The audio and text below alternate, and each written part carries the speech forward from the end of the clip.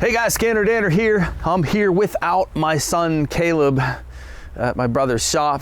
You guys have been following along on Facebook and on YouTube here. I posted a little info on my granddaughter and some surgery she had and some stuff with some delayed videos upcoming. And man, you guys in your comments, I'm just completely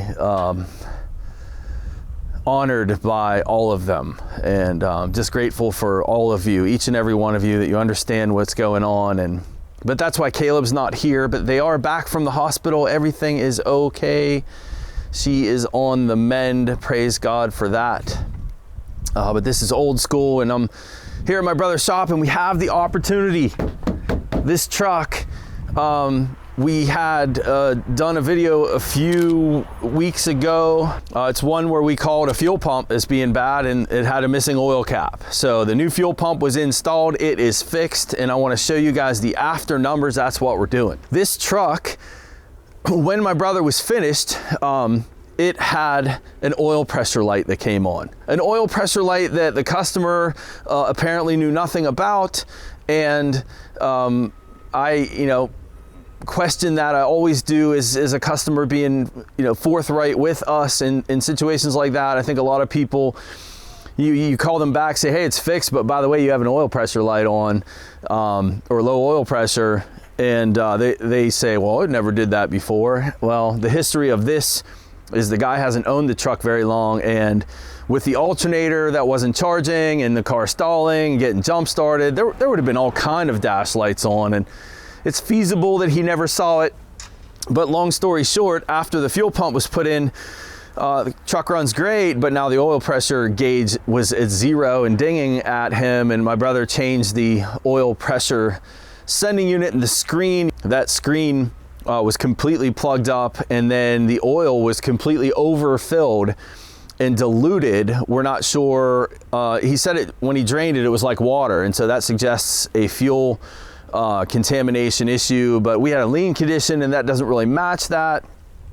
But we don't know the history of this and how long it's been running that way. And anyway, once he changed the oil, changed the sending unit, everything's fine on that front. But you talk about something that can bite you in the ass is something like that. And those things are unforeseen. We can't document everything. My brother's fortunate that he was able to fix that, but it's another situation where, it's 2 hours of my brother's time that he's really not going to get. He charged him for the part. I think it was like $60, and he's just trying to get his other money out of it. And you garage owners understand the balance between charging for everything and then helping a customer out, and to each his own. There is not one right or wrong way to do it, but this could have been bad too. And I just brought this stuff up because this is the way this field is. If you're not careful, these things can bite you, and they both sort of did a little bit for my brother. But enough talking, let's get to the truck. Let me show you guys fuel pressure at idle. Remember, we had a lean condition at idle, and we had a missing oil cap, and that helped some of it, but remember how lean it still was, so we'll address that because I want to see what our idle fuel pressure number was, and then we'll look at our trims, and then we'll take it for a quick drive, do a wide open throttle test drive so you can see the O2 should go full rich, not full lean like before. So that is the plan. Let's get the fuel pressure gauge connected first, and we'll go from there. Okay, I got to use my brother's gauge. All right, hopefully that doesn't leak. We're gonna check it.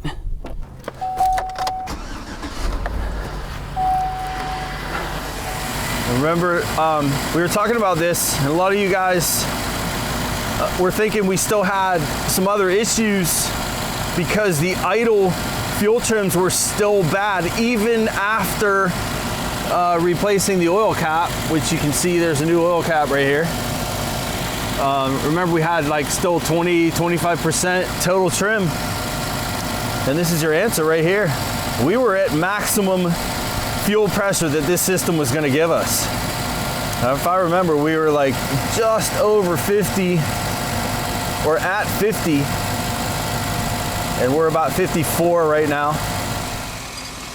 Yeah, moving up and down. If that is a good fuel pressure spec, 52 PSI roughly. At idle, we shouldn't be running as lean as we are. On the scan data, we're showing trim, total trim of like 50% both banks. And so I believe this is part of it. I'm gonna plug this, we're gonna watch it.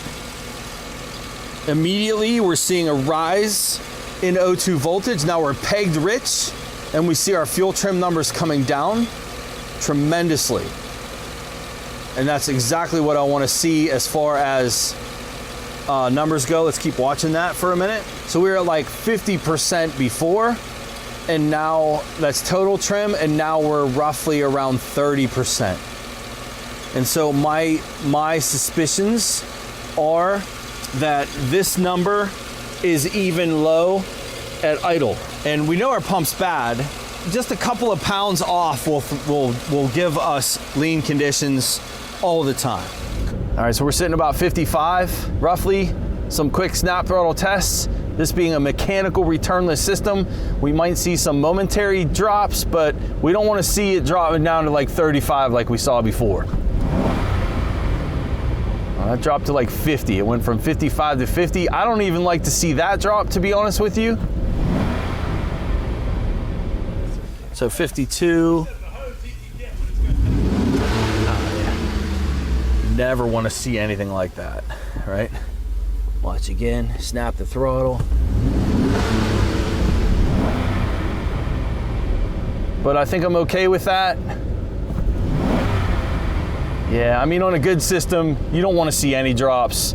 But some of these mechanical returnless systems where the regulator's in the tank, you know, and I'm measuring up at the rail, it takes a second for fuel pressure to recover. Night and day different. All right, let's look at our trims, take it for a drive. Oh, one other thing, the bleed down issue. It was immediate drop off before. That would be holding much better if I didn't have a leak on my gauge. So I really can't show you the after bleed down very well. You guys did hear it when I first started it. It was immediate startup, no long crank time at all.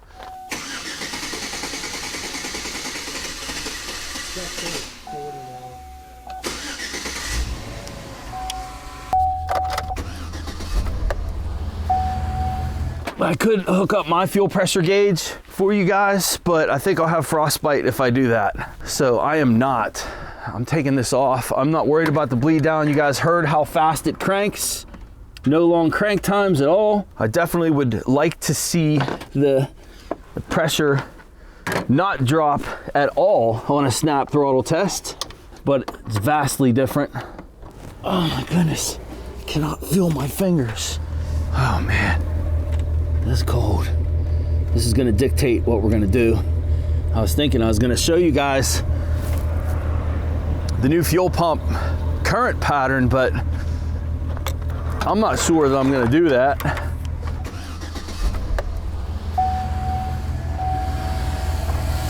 You guys hear how fast this thing cranks up? Always check your fuel connections, even on a service port when you're done. Let's get the scan tool hooked up. Clear these codes for my brother. All right, good, he already did. Of course, we're not gonna see the initial fuel trim stuff that we like to see after a fix. You get to see short-term, long-term countering each other. Yeah, we minus 11 on bank 1, minus 13 on bank 2. So, you know, if anything, it's running a little rich now. Night and day different from what it was. When you see negative trim numbers at idle, well, let me raise the RPM first and I'm kind of looking at my long terms here.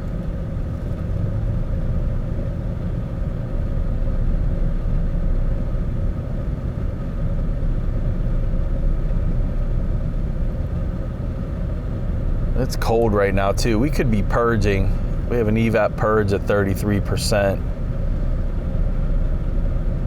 Where's my RPM? We'll show that too. And then your fuel trims are right underneath that. Like I don't mind that at all. We're about total trim add them together, short term, long term, we're about 10% at 2,000, and let this idle, and you see the idle one has learned already. That's a little bit low. The minus 14 bothers me a little bit. Minus 11, borderline. But we're not lean anymore, guys. The point is the fuel pressure was, let me turn this fan down. It's a little noisy, sorry. The fuel pressure being off even at idle speeds was causing our idle lean condition. You can see we're absolutely not lean anymore.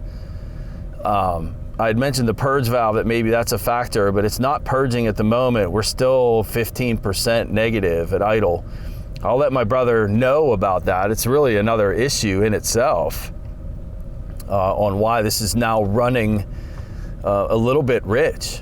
Mass airflow contaminants, mass airflow sensor would be direction that I would take first. It's really not my problem. I know it is for you guys. You want me to maybe try to fix that, so I don't know. I'm kind of in my mind, I'm wavering. What do I do? Do we attack that? Let's go drive it first, see what this thing does on our test drive, our O2 at wide open throttle. We want to look at our bank 1 sensor 1 and our bank 2 sensor 1. Get rid of the purge. Our MAF. This is a 5.3 engine. Anything above a 3-liter engine, you can use this as a guide, which is at idle speed. You basically want to see about what the liter of the engine is. So this is a 5.3 engine. We should be around 5.3 grams per second on the MAF, and we're showing 5.8 roughly on the MAF. Below a 3-liter engine, you cannot use that for whatever reason. You can't. So remember that. You're looking at a 2-liter engine, you might expect to see 2 grams per second. You're not going to. So just keep that in mind. That was a little tip from a friend, a trainer, Eric Ziegler taught me that. So thank you, Eric. Pretty good tip, because you hear that a lot from a lot of people. Want to be cameraman? Want to be cameraman? I smell gas. I know. Oh, you had the fuel gauge. Okay, I was gonna say. You gonna come for a ride? Huh? Oh, we gotta do that? Yeah. Danner's cameraman. He sucks at it though.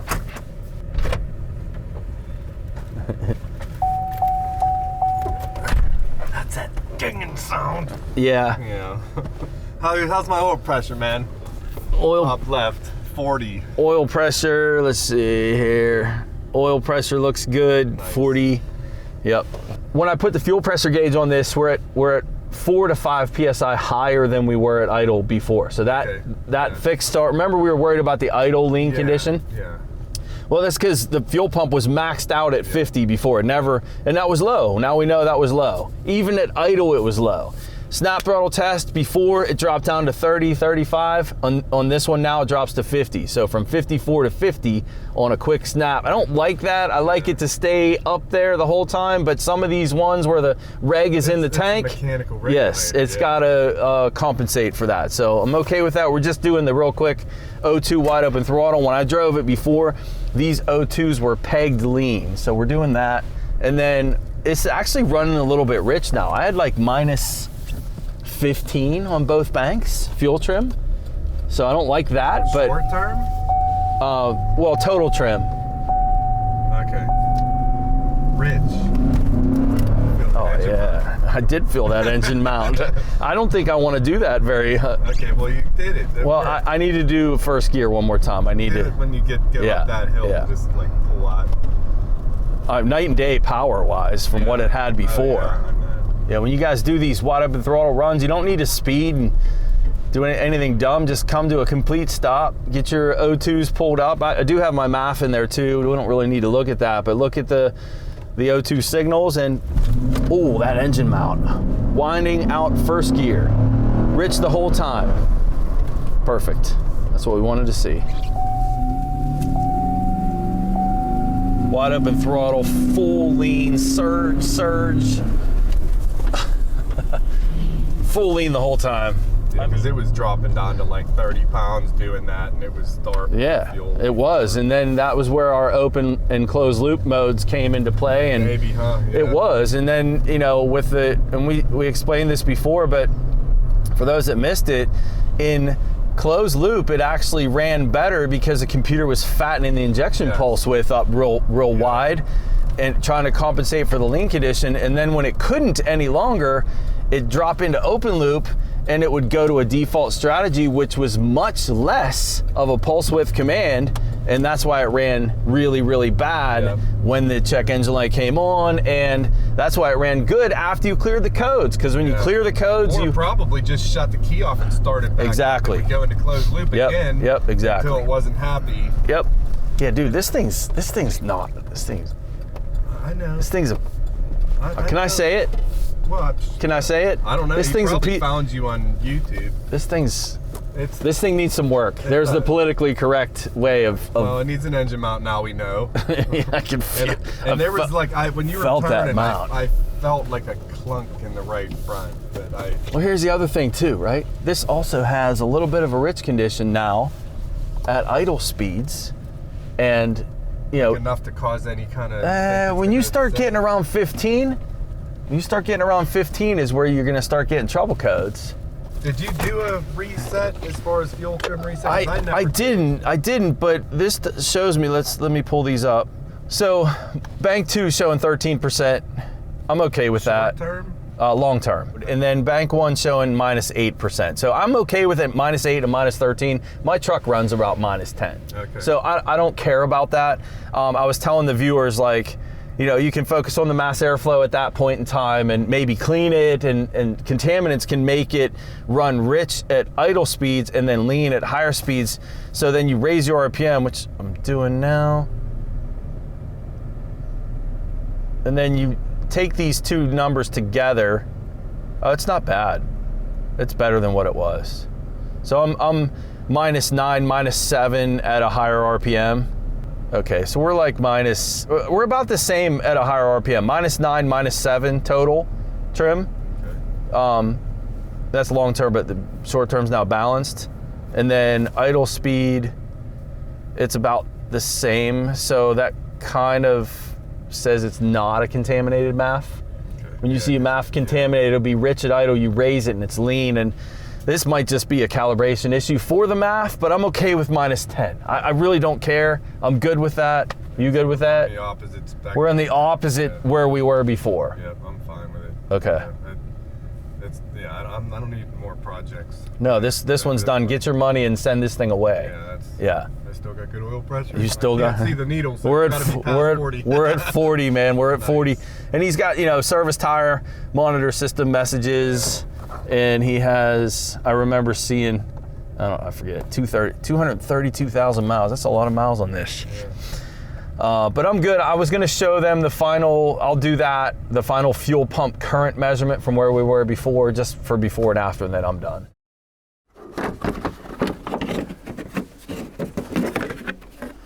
Fuel pump fuse.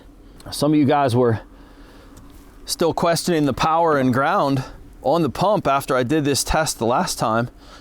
And I just want to remind you that when amperage is good, then you have to have a good power and ground. If you have a bad ground, amperage is going to be lower than normal. If you have a high resistance power feed, amperage is going to be lower than normal. All right, let's start this up.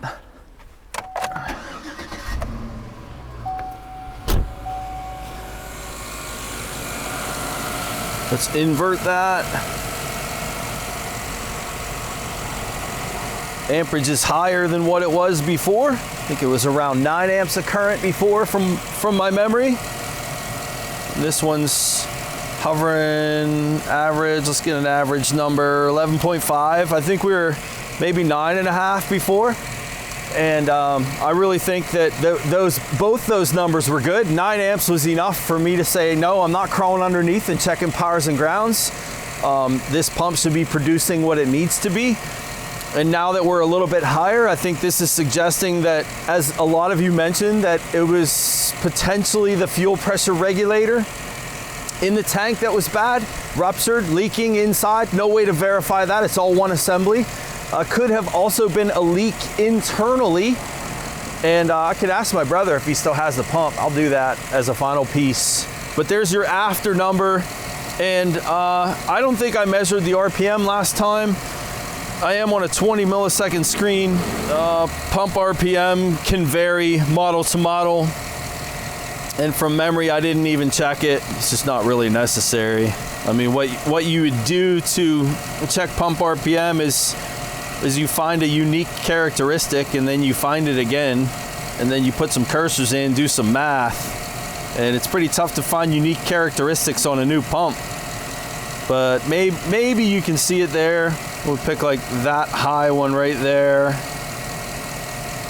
and then you pick it again, like maybe right there. That's 1, 2, 3, 4, 5, 6, 7, 8. That's pretty typical that you get 8 bar pumps for one rotation, and then that one rotation's occurring in 8.17 milliseconds. So then you just do some math from there and you figure out your RPM. You go 60,000 milliseconds in a minute. So to convert to RPM, 60,000 milliseconds in a minute, then you divide by 8.17, that's your RPM. That's if I placed my cursors right, but that's how you do a pump RPM. I didn't do that before. We really just focused on the amperage itself. There's your after amperage. This is a fix, guys. Fuel pump causing high RPM, low power conditions.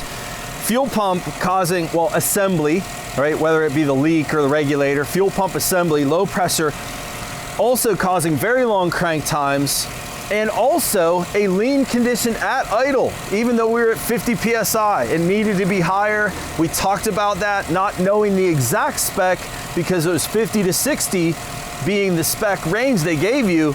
You saw we were 4 to 5 PSI higher at idle, and that was our overall idle lean condition on top of the missing oil cap.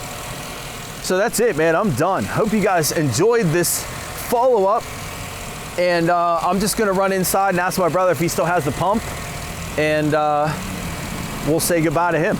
One last time, let's look at those trim numbers. Bank 1 and 2, -10, -8. I'm okay with that, no problem.